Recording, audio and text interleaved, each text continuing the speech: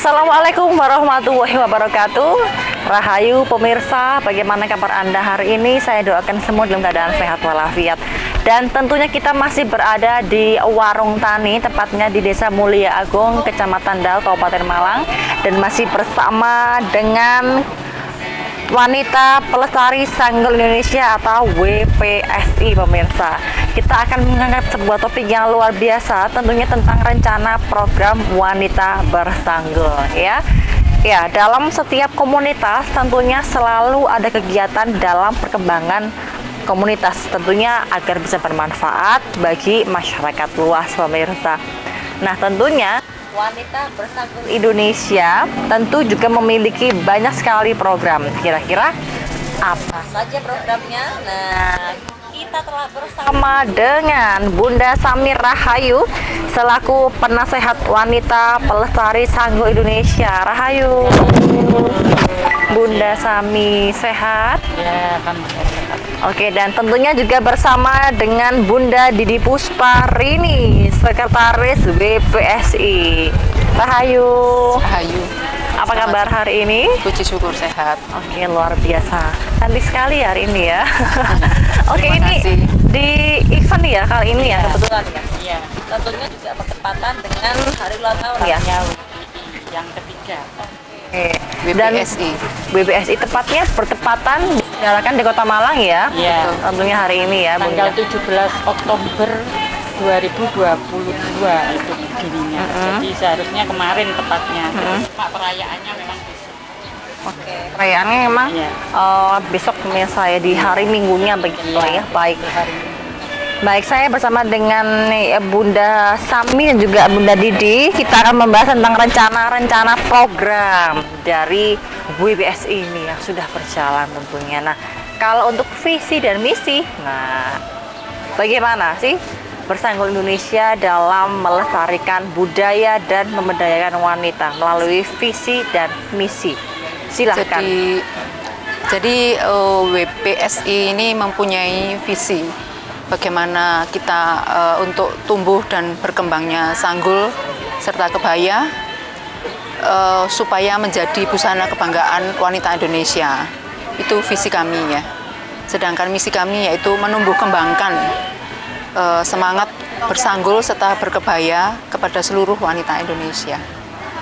Oke, ini menumbuh kembangkan untuk bersanggul kepada seluruh wanita Indonesia. Ya, harapannya begitu. Oke, bagaimana apakah sudah mulai tersebar begitu menurut Ibu Didi? Kebetulan kami kan saat ini sudah memiliki 18 korwil. 18 banyak ya? 28 sorry. 28 korwil. Banyak sekali ya. Di seluruh Indonesia. Kan sampai di Belanda kita ada Belanda saat ini. 28 korwil. Ini Korwil. bagaimana, apakah semuanya sudah mengenal bersanggul dan berkebaya sudah? Sudah. Karena memang mereka sangat mendukung dengan visi misi kami. Jadi sudah tentu mereka yang pertama sudah tahu bagaimana bersanggul. Tapi kan di Indonesia ini kita memiliki beberapa suku ya.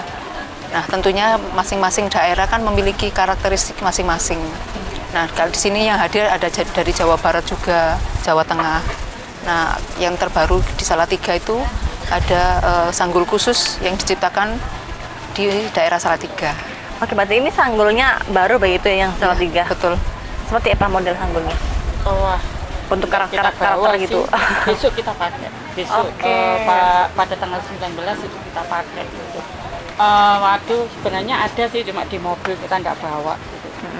Itu modelnya berdasarkan prasasti Plumpungan yang ada di Salatiga.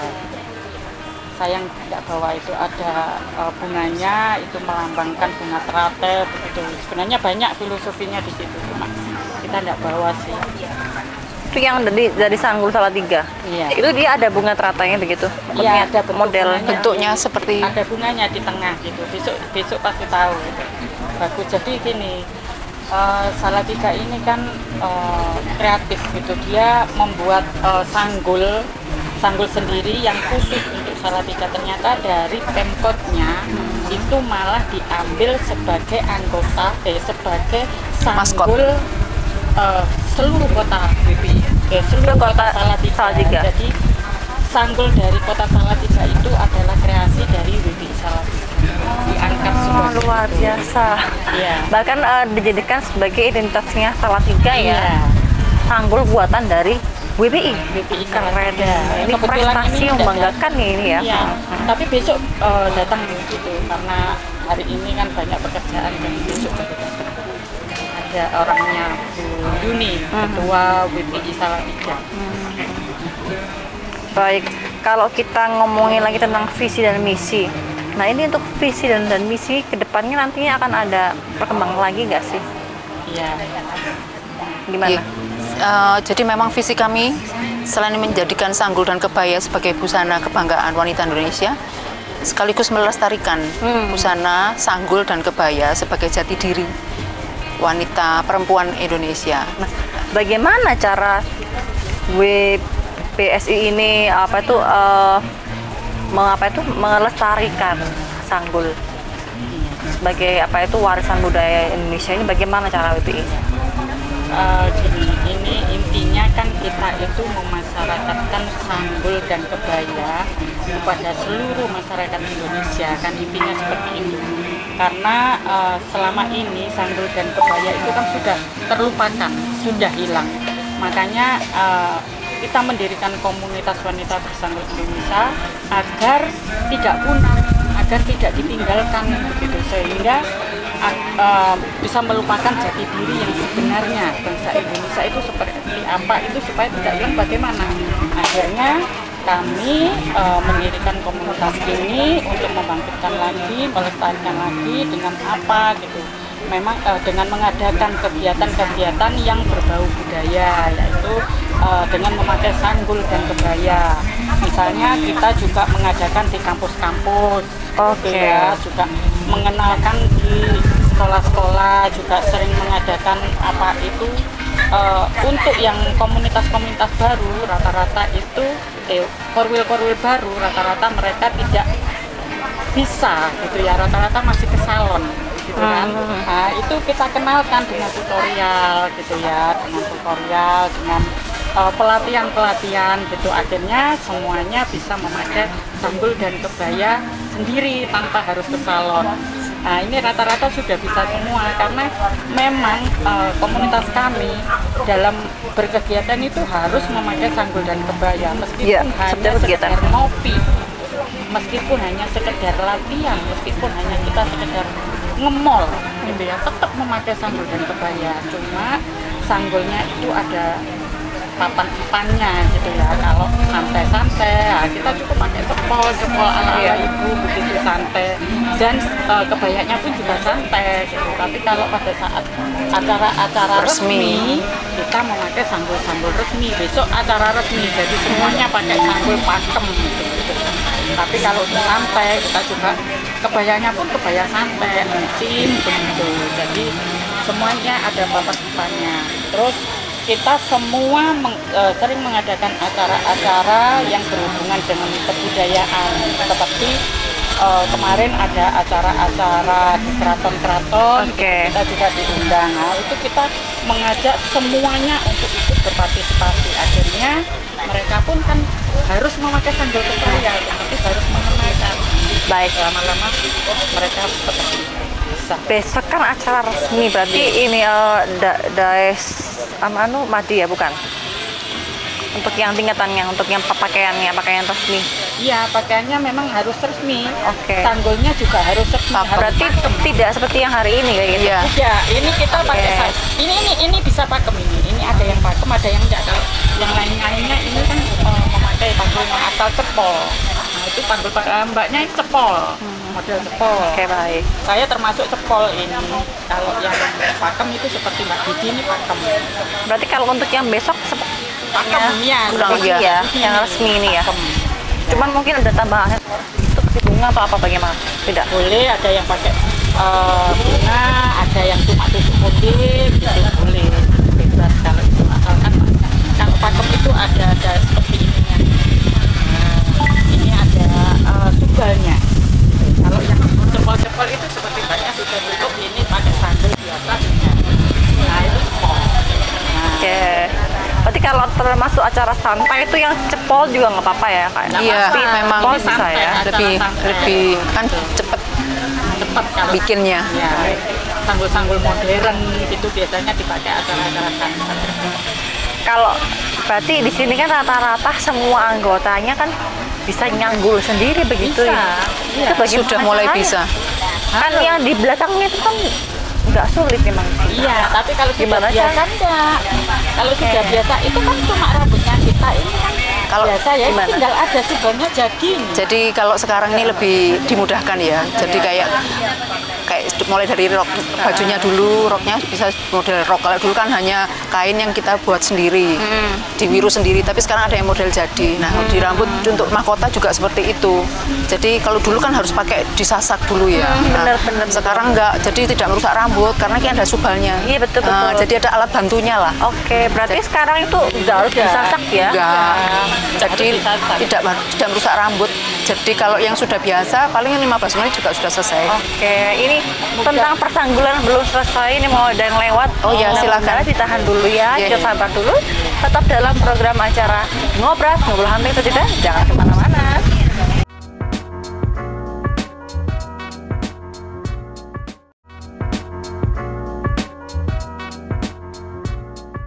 Iya, terima kasih Anda masih bersama kami dalam program Ngobras Ngobrol Santai, si segmen yang kedua. Kita masih bersama dengan Bunda Samira Hayu dan juga Bunda Didi Pusparini ya, tentang rencana program Wanita Bersanggul. Baik, berarti kalau sekarang ini lebih mudah ya? Iya. Karena kayak bando gitu. Ya, Yang ada alat bantu. itu. Ya namanya subal. Nah, itu kan juga macam-macam menyesuaikan dengan apa jenis wajahnya. Nah, kalau wajah bulat atau oval, Ya gimana maksudnya modelnya? lebih kecil. Ada yang Kecil, ada yang besar. tengahnya itu tinggi, ada yang trepes kayak punya saya ini. Jadi yang tengahnya lebih tipis. oke. Gitu. Jadi tergantung kita akan bisa buat style ya. Pengen yang lebih tinggi lagi sasaknya atau yang tengahnya lebih tipis lagi. Ya enggak masalah gitu loh. Karena kan sebenarnya intinya kan di sini nih. Ada cupingnya yang di kanan kiri itu. Seperti itu. Berarti sekarang tidak perlu yang pakai metode sasak, udah nggak Nggak perlu usah, ya? nggak merusak Itu rambut. udah lama. Iya. Betul, itu merusak rambut. Terus kalau mau dikeramasin kadang Iya. disisirin tuh sulit. Susah. Baik. Mungkin itu yang dulu bikin males ya orang Iya, ya. benar. Benar. Tapi sekarang kan banyak sekali teknologi yang lebih mempermudah kita untuk bisa tetap menggunakan sanggul sebagai jati diri kita. Betul, baik. Gitu. Nah ini kalau punyanya Bunda Didi ini pakai alat Subal. Subal. Iya. Itu kayak bando gitu. Kayak bandu. Jadi diletakkan jadi rambutnya itu dibagi dua, di sisi depan dan belakang. Oke, Baru dipasang kemudian? subalnya, baru ditarik ke belakang. Oke, berarti ketika sisir yang pertama subal ditaruh di tengahnya itu. Iya, betul. Terus Jadi kemudian ditutup? di tengah telinga gini, baru ditarik yang sisi depannya ke belakang. Oke, berarti memang sekarang lebih dipermudah pemirsa ya. Memang kan kalau zaman dahulu, memang kalau acara-acara yang berbau menggunakan sanggul, pasti di saul di mana-mana rambut disasak. Betul. Dan pastinya setelah selesai acara itu rusak ya, bikin rambut jadi makin rontok, kemudian sulit disisir, kemudian dikeramasin juga makin jindel Makin- gitu ya. Begitu makin ya ruwet. pemirsa ya. Nah, kemudian kalau kita berbicara tentang target sendiri ini ya Bu Sami ya. Bu Sami ini bagaimana untuk target utama yang ingin dicapai oleh Wanita Bersanggul Indonesia? Seperti apa? Saya pertama ini saya ingin target utama saya itu ke generasi muda. Sulit sekali. Yang kesulitan sampai sekarang itu generasi muda. Sebenarnya ada sih generasi muda untuk Wanita Bersanggul Indonesia ini, tapi masih sedikit. Dan memang rata-rata kenapa kita ibu-ibu ini yang sudah berusia lanjut gitu ya, karena waktunya sudah ada gitu, terluangkan waktunya. Tapi kalau untuk yang generasi muda ini hanya waktu tertentu saja yang bisa dia ikuti gitu. Jadi tidak bisa sebanyak ibu-ibu yang sudah usia lanjut gitu kan. Jangankan itu kepada generasi muda, ke anak saya juga saya bilang, ayo ikut ini waduh Bu, kalau saya terus-terusan nggak bisa karena saya masih mengejar cita-cita gitu. Bukan cita cinta ya. Iya, lah itu kalau waktunya kan masih terbagi untuk masa depan. Jadi Benar. tidak bisa seperti kita yang sudah selesai dengan dirinya sendiri sudah selesai. Jadi waktu luang itu banyak. Nah, ini yang untuk Iya. kesadaran dari Generasi muda. itu waktunya memang secara totalitas ini saya yang masih kurang, dan minatnya generasi muda itu kepada pakaian-pakaian seperti ini kan kurang ya gitu, kurang minat karena dianggap ini kan pakaian kuno, Benar. pakaian apa itu zaman mbah-mbah dulu. Benar, kan benar. begitulah. Inilah kita berusaha untuk mengenalkan kepada generasi muda gimana caranya mereka bisa cinta lagi dengan kebaya ini, gimana caranya cinta lagi dengan bersanggul seperti zamannya Kartini dulu. Iya, betul. Nah, gitu. Inilah upaya-upaya yang kita lakukan, dan saya berpikir bahwa kalau di Bali itu bisa, saya kira di tempat lain pasti bisa. Saya lihat di Bali itu anak-anak muda pun juga senang memakai kebaya, bersanggul, meskipun juga tidak ada yang bersanggul gitu ya. Tapi memakai kebaya itu juga Sudah dengan happy. happy-nya gitu loh dia memakai itu. Itu target saya ke anak-anak muda gitu ya, untuk sebagai penerus dari pergerakan kita itu selalu kita targetkan terus untuk program-program kita ke depannya. Baik. Terus kita juga ingin ada hari bersanggul nasional. Nah, ini saya juga ingin mengajukan begitu ada hari bersanggul nasional, karena apa? Kita memperingati paling enggak kita itu ada memakai sanggul paling enggak setahun sekali lah, supaya apa? Tidak hilang bahwa ini juga warisan leluhur kita gitu. Nanti kalau kita lupakan itu bisa diambil negara lain loh. Kalau sudah diakui negara lain, baru deh kita bingung. Benar. Loh itu punya kita, loh itu milik kita kok diambil anu. Kalau ada hari bersanggul nasional, paling tidak kan dunia Mengingat. pun mengakui juga gitu. Oh iya, bersanggul itu miliknya Indonesia. Benar, iya benar. Nah, berarti ini kan masih direncanakan untuk Iya, ada hari ini bersanggul kita masih nasional. berupaya untuk itu. Kira-kira apa yang telah dilakukan untuk mencapai itu? Yang telah dilakukan? Nah, ini rencananya kita ulang tahun yang ke depan itu kita rencananya akan mengadakan di Jakarta dengan mengadakan wanita bersanggul 1.000 wanita. 1.000 wanita bersanggul Memecahkan dengan rekor. memecahkan rekor muri. Tahun depan kita rencananya di Jabodetabek, di Jakarta. Gitu. Dengan adanya itu kita berupaya mengajukan kepada pemerintah bisa diajukan sebagai hari bersanggul nasional. Oke, berarti ini masih proses pengajuan begitu ya? Iya, Iya. di pengajuan. Saya kemarin ketemu Pak Dirjen Kebudayaan juga masih alot gitu.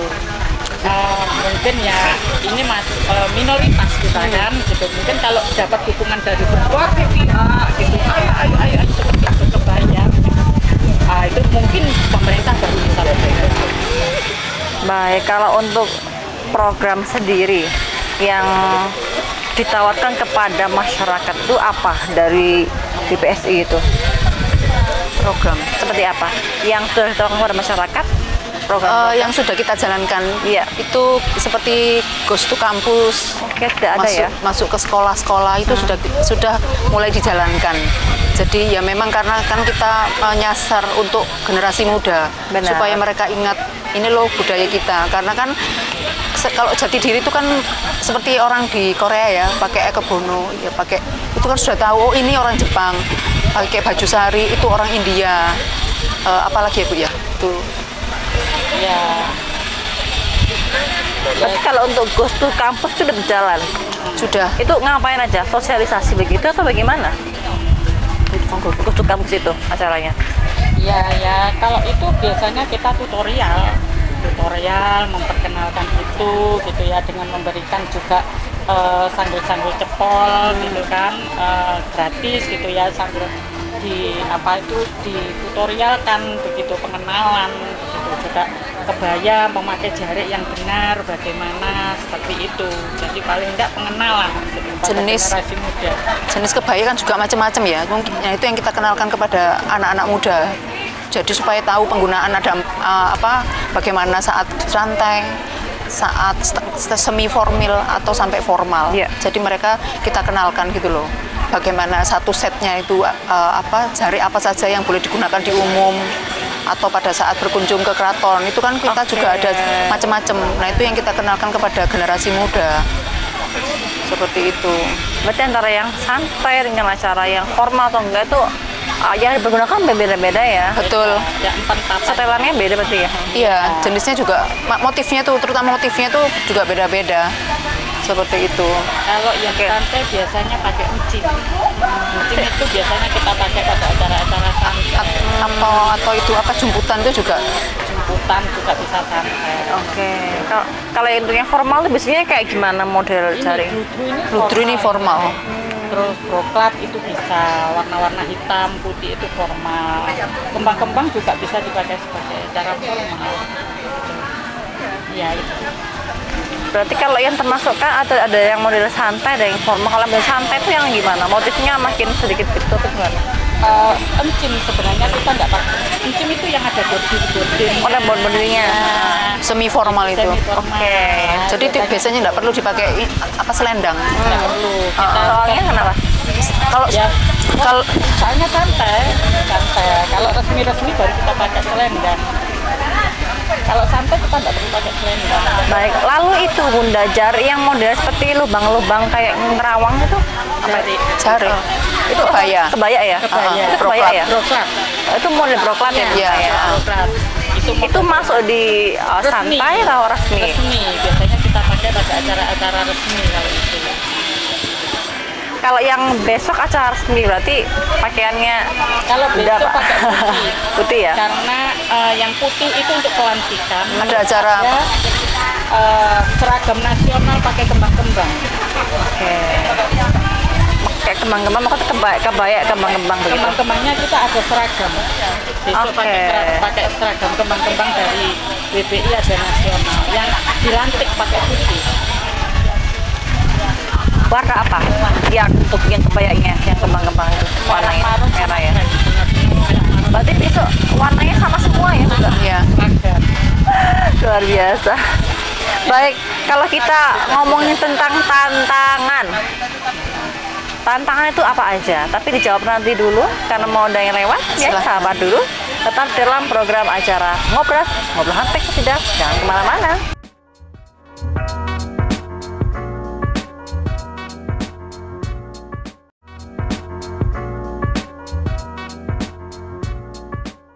Iya, terima kasih Anda masih bersama kami dalam program Ngobrol Hantai pemirsa, segmen yang ketiga pemirsa ya. Kita masih ngobrol tentang peran wanita bersanggul Indonesia melestarikan budaya ya. Nah, lalu kalau kita ngomong tentang tantangan, apa tantangannya? Bagaimana? Tantangan selama berada di wanita bersanggul Indonesia apa? Kalau saya itu kita ini kan kaum minoritas dan bukan umum istilahnya kan, tidak semuanya itu mau menerima ini, apalagi dengan bersanggul gitu kan. Orang mengatakan bahwa itu ribet lah, bahwa itu kuno lah gitu ya. Tapi karena mereka tidak belum terbiasa. Benar. Kalau belum terbiasa ya pasti seperti itu. Nah, ini rata-rata kalau kita mengajak orang itu rata-rata seperti itu jawabannya. Kuno, ribet, saya enggak punya kebaya, saya enggak. Katanya mengaku cinta Indonesia begitu ya. Tapi satu kebaya pun enggak punya. Saya cinta Indonesia, tapi kebaya, ayo pakai kebaya enggak punya. Ini batik sama. Beda. Kalau kebaya itu seperti ini, ada bukaan depan begini ya. Ini namanya kebaya. Kalau batik kan belum tentu seperti ini. Kalau batik model kebaya ya ada di yang namanya kebaya ya bukan seperti ini. Nah, itu rata-rata orang menolak untuk kita ajak seperti itu, alasannya nggak punya kebaya, ribet, kuno. Nah, itu tantangan kita rata-rata seperti itu, dan kita ini belum umum. Padahal kalau kita pakai ini semuanya pada kagum, semuanya pada minta foto, semuanya pada cantiknya. Saya kelihatan anggun Bunda, kalau orang berkebaya itu pasti kelihatan anggun. Seneng gitu, tapi dia kalau diajak nggak berani, nggak mau, wah nggak enak saya gitu, kok harus bersanggul, kok begini. Nah, ada alasan seperti itu. Nah, tapi kita juga pendekatan gitu ya, pendekatan kita ajak dulu ke acara-acara gitu ya. Akhirnya dengan seperti itu tertarik gitu. Sudah ikut aja pakaian biasa gitu ke acara-acara seperti itu. Akhirnya lama-lama mereka pun termotivasi gitu ya. Wah, ternyata Terinspirasi. Terinspirasi gitu ya. Nah, akhirnya ikut seperti kita juga. Baik, berarti kalau tentang simbol ya ini ya Bunda Rida ya, Bunda. Kalau tentang simbol sendiri, kira-kira ada nggak sih simbol khusus yang disimbolkan bahwa oh ini loh sanggul dari wanita bersanggul, ini ada nggak kayak simbol khusus gitu loh yang melambangkan bahwa ini loh orang-orang dari wanita bersanggul? Ya sanggul. Ya sanggul. Sanggul itu ya? Iya. Iya. Ya itu tadi. Kita soalnya kalau kemana-mana ya harus tetap bersanggul, berkebaya. Tidak hanya berkebaya, kalau berkebaya saja dia tidak bersanggul ya bukan wanita bersanggul. Jadi meskipun hanya sekedar cepol, rambutnya sendiri diukel, itu sudah disebut sanggul. Seperti Pragawati itu kan ada, kita sebut sanggul Pragawati itu disebut sanggul. Oh. Pragawati itu kenapa dengan cantiknya mereka hanya diukel sudah jadi sanggul, itu namanya sanggul. Seperti ini sanggul gitu. Jadi tidak harus besar, orang-orang menyebutnya kalau bersanggul itu sanggul yang besar itu sanggul. Iya. Enggak, kalau sanggul itu ya pokoknya dia rambutnya diukel gitu ya, tidak terurai, itu sudah kita sebut sanggul. Nah, identitasnya ya pakai sanggul, simbolnya ya harus pakai sanggul itu. Ya satu paket ya. Satu paket kita. Dari sanggul sampai kebaya. Itu berarti kan itu wanita Indonesia. Nah, itu wanita Jawa. Nah, kalau di Makassar kan beda lagi. Iya. Di Makassar, kemudian di Medan kan beda lagi. Jadi kan dengan ciri-ciri sanggul yang berbeda, maka bisa kita tahu bahwa oh ini loh wanita dari Jawa Timur, dari Medan, misalkan Jawa Barat. Nah, seperti itu. Kemudian kalau adanya kolaborasi dengan mungkin pemerintahan dengan swasta atau dengan komunitas, ada nggak sih kerjasama dengan pemerintah atau dengan komunitas atau dengan yang lainnya, ada nggak? Belum ya selama ini. Ya, kalau kita itu juga dengan keraton begitu ya. Kemarin kita juga pernah mengadakan audiensi dengan keraton yang ada di Kasunanan dengan Gusti Mung. Oke. Kita juga ada dengan Gusti Putri di Pakualaman begitu ya. Kita juga sering mengadakan acara-acara budaya di Mangkunegaran gitu. Jadi kita sering mengadakan seperti itu, acara-acara budaya di keraton-keraton. Kalau di pemerintahan kita seperti di Surabaya itu ya, kita mengadakan Surabaya Vagansa setiap tahun itu wanita bersanggul itu selalu diundang untuk ikut Parade. acara-acara parade di acara Surabaya Vagansa memperingati HUT Kota Surabaya. Itu setiap tahun kita selalu tampil, sekitar ada kemarin sekitar 70-100 orang itu pasti kita tampil di situ. Ada acara rujak ulek gitu ya, kita kerjasama dengan Pemkot itu setiap tahun itu kita mengisi acara festival rujak ulek, kita selalu diundang untuk itu. Nah, kebetulan kita selalu menang. Oke. Karena dari penampilan mungkin ya, dari penampilan dan penataan juga gitu. Kita pasti menang gitu. Nah, berarti kalau rujak ulek ini kompetisi begitu? Iya, lomba festival. Setiap tahun kan memperingati HUT Kota Surabaya itu ada festival rujak ulek gitu. Kita selalu diundang di acara-acara itu. Nah, di kota-kota lain juga ada begitu. Setiap ada peringatan hari ulang tahun masing-masing kota di Korwil masing-masing itu pasti diundang gitu. Entah itu berupa lomba, entah itu berupa parade atau apa. Nah itu kerjasamanya di situ. Setiap ada acara-acara kebudayaan itu pasti diundang. Baik, kalau tentang Surabaya Vagansa itu apa? Surabaya Vagansa itu namanya parade, Festival budaya. yang festival budaya yang mobil hias itu loh. Setiap hari ulang tahun Kota Surabaya itu kan ada mobil hias dan juga parade seperti festival gitu. Kita juga tampil di situ.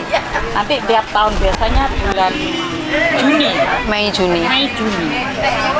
seperti itu. Nanti kita pasti tampil itu, kita bisa tampil 70 sampai 100 orang.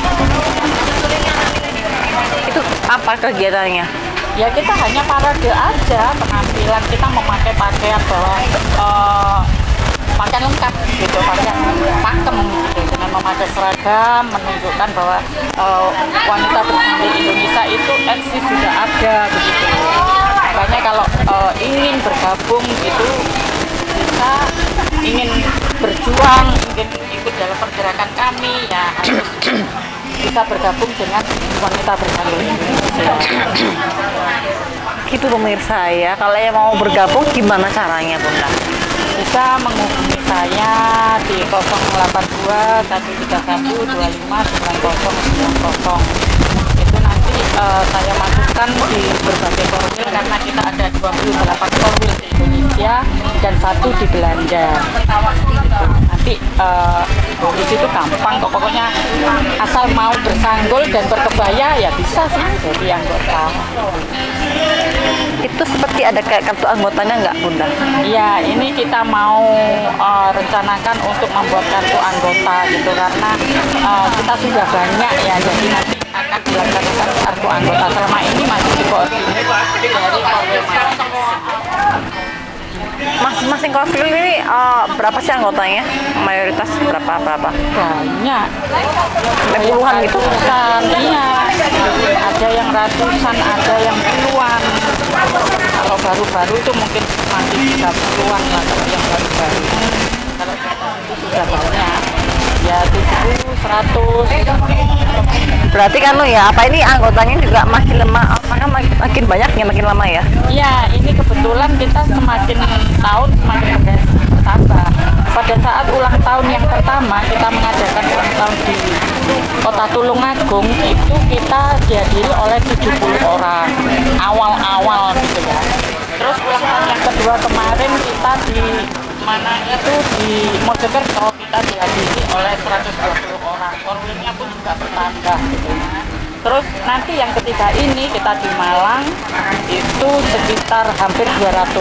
Wih, Dan anggota? Iya. Iya, yang datang itu nanti ya, datang itu hampir 200 orang.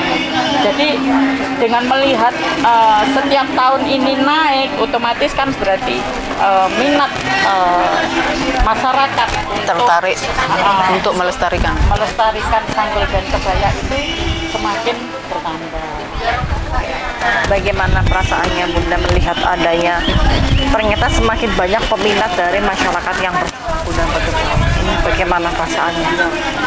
Ya sudah tentu menjadi kebanggaan kami ya, karena seperti yang disampaikan Bu Sami di awal-awal perjuangan kami itu tidak mudah untuk mengenalkan apa sih pergerakan kita itu, targetnya apa, itu juga bukan hal yang mudah. Hingga pada saat ini kita memasuki tahun ketiga, ya grafiknya terus naik gitu loh. Luar biasa ya. Baik Bunda, ini mau ada yang lewat? Silakan. Iklan dulu ya. Kami dalam program acara Ngobras. Ambil jeda, jangan kemana-mana.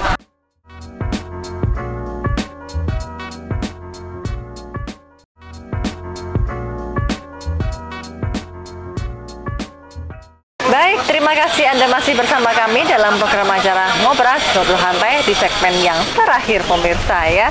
Saya masih bersama dengan kedua bunda-bunda cantik ya. Bersama dengan Bunda Sami dan juga Bunda Didi pemirsa ya. Tentang rencana program Wanita Indonesia. Ini kita sudah banyak sekali program yang direncanakan dan yang telah berjalan ya ini ya Bu Didi ya. Oke, nah kalau untuk selanjutnya ini untuk tantangan kan pasti sudah banyak yang dilalui. Nah, kira-kira tantangan yang paling berat itu apa? Tahun ini apa? Tantangan itu sebenarnya cari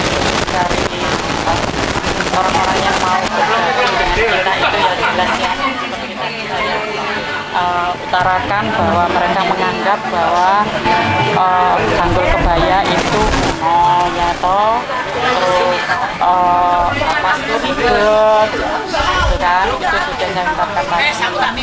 Terus yang kedua juga menjaga guyup rukun, karena kita bertemu dari berbagai daerah dengan karakter yang berbeda-beda. Itu pasti ada permasalahan juga dari luar dan dari dalam. Ini yang kita selalu untuk tanamkan untuk selalu menjaga guyup rukun. Ini bisa, kalau itu tidak bisa terjadi perpecahan. Nah, untuk menjaga guyup rukun ini yang sulit sebenarnya. Kelihatannya mudah hanya sanggul kebaya, tapi untuk untuk menjaga keutuhan persatuan ini yang selalu saya tanamkan. Apalagi kita juga terdiri dari berbagai macam-macam agama, gitu kan. Nah, di sini kita harus saling mendukung, toleransi. Jadi setiap ada acara agama kita pun juga menghormati, gitu kan. Misalnya ada acara kemarin ada Hindu gitu ya, ada ogoh-ogoh hari raya Nyepi, kita ikut gitu. Kita ikut merayakan gitu undangan. Kemarin kita ada di mana itu di Candi Kejuan, Waisak, kita diundang ikut karena memang anggota kita terdiri dari berbagai macam agama. Ini kita selalu tanamkan untuk selalu guyup rukun, saling menghormati. Ya, saling menghargai, saling menghormati begitu. Nah, inilah ini yang sering terjadi. Takutnya terjadi permasalahan itu, kadang orang sensitif. Sensitif tentang agama, begitu.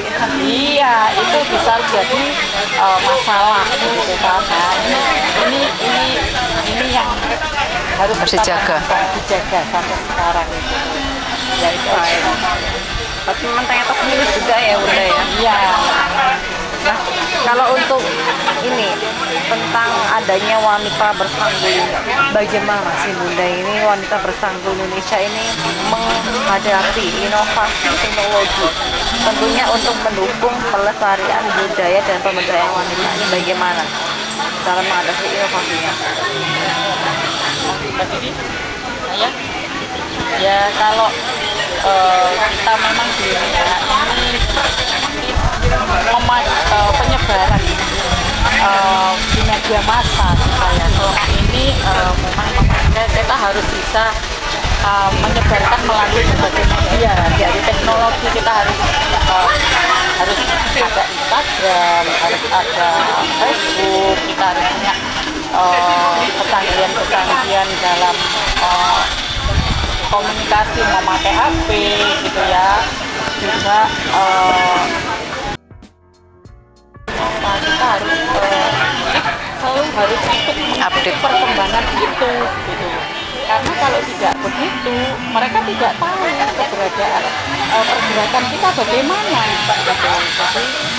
Jadi dari perkembangan inovasi itu, kita pun juga sering mengadakan live gitu ya, juga acara-acara dengan kampus-kampus. Kalau tidak ada teknologi perkembangan gitu ya, anak-anak muda pun juga tidak tertarik.